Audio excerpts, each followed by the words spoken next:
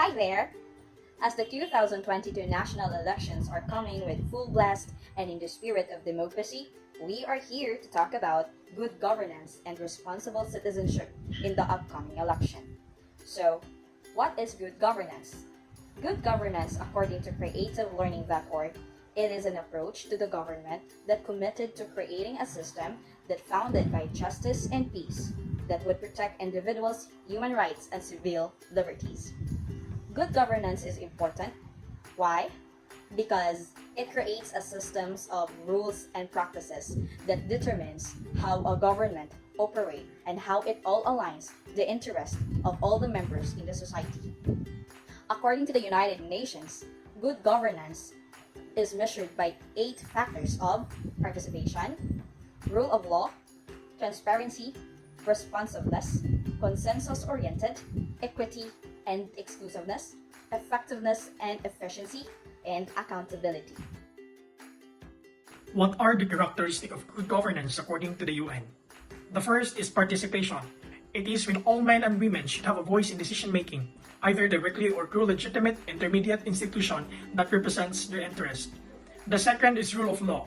Is exemplified by a partial legal system that protect the human rights and civil liberties of all citizens, particularly the minorities.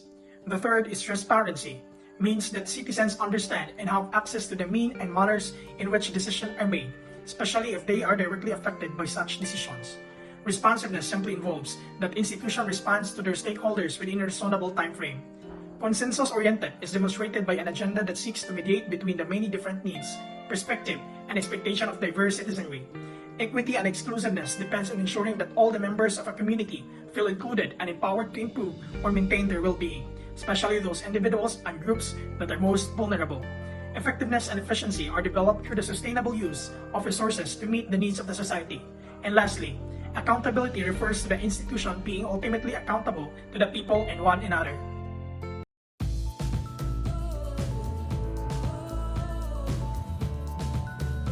The candidates for the 2022 election are like a box of chocolates. You never know what you will get, especially for the presidential race. It is a mashup of differing ideas from several parties vying for the highest office in the country, which will culminate on May 9, election day. Consequently, responsible voting is part of responsible citizenship. Fortunately, here are some guidelines for choosing candidates who work for the common good, the 5 dimensions or 5 C's in voting the candidate. The first one is the conscience. The conscience.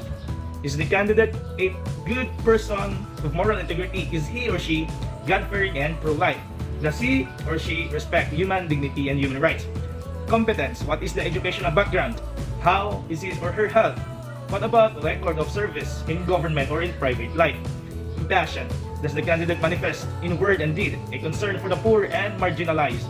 Does he or she support local justice mission for the rural poor, indigenous people, urban dwellers without housing? Companions. Who are the supporters and advisors of the candidate? How do we assess their reputation and integrity? And lastly, commitment. Does the candidate show political will and key principles to bring about the common good? What is or her stand on key issues such as extrajudicial killings and rights violations, corruption, environment, the legacy of martial law, and Philippine sovereignty over our offshore islands and maritime zones? So these are all the components of governance and what to find for a political candidate in the 2022 elections. Thank you and good luck. Goodbye.